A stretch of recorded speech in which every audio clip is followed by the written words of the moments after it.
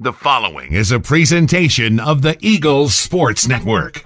This is the Eagles Sports Network. On the voice of the Eagles, Adam Cavalier, alongside Carson-Newman head men's basketball coach Chuck Benson. Chuck off to Harrogate, Tennessee, to take on a top 5 Lincoln Memorial team. Rail Splitters ranked 3rd in both the coaches and media polls for another week, and very deserving of that honor. 19 consecutive wins for the Rail Splitters. They've won all but 3 of those by double digits, and LMU humming along back to the form that they were in when they were winning Elite Eights and going to Final Fours and national championship games. Yeah, I mean, this is just another typical season in Harrogate, I guess. You got to give credit and respect to Coach Schertz, his staff, and their players. You know, we've gone up there so many times when they've been ranked anywhere from top 25 to number 1 in the country that we're not in shock or awe or disbelief. We're just going to go up there and do what we do to the best of our ability and see where things fall out.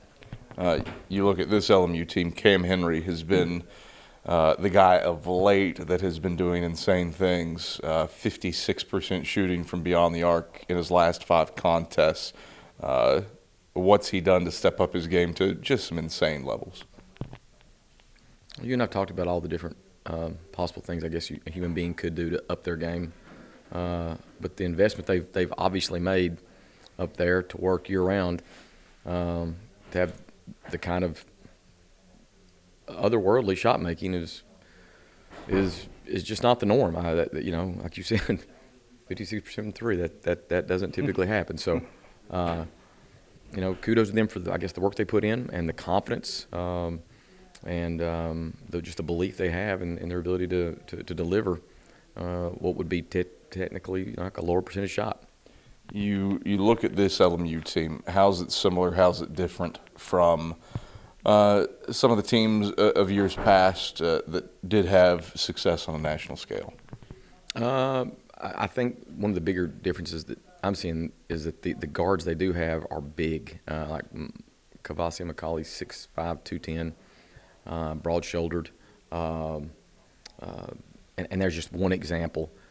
They don't really have that Emmanuel Terry type guy in the middle, but that's okay. Rondé Hackett does Rondé Hackett kind of things and is just sound and you know, will get you 10 or 12 a game and distributes the ball and rebounds. So as I've told you, I think, you know, I talking to their staff last summer, they felt really, really good about this year and felt like it'd be like one of their all-time great teams. And I sort of scratched my head wondering, like, could this be the fact? And on the outside looking in, I can see why they were thinking that at this point.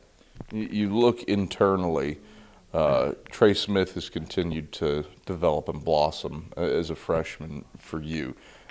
What's his role as you head down the stretch run of this thing?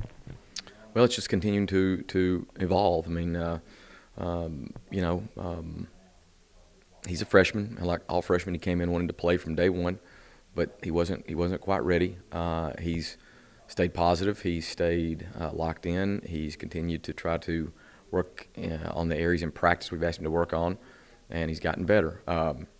He's been given some opportunities, especially these last 3 games, and has really capitalized. And as you saw, you know, he's a guy that can, against top-notch competition, like a wing it, jump up there and score points, make baskets. So he continues to be somebody that's not a pleasant surprise. We knew he was capable.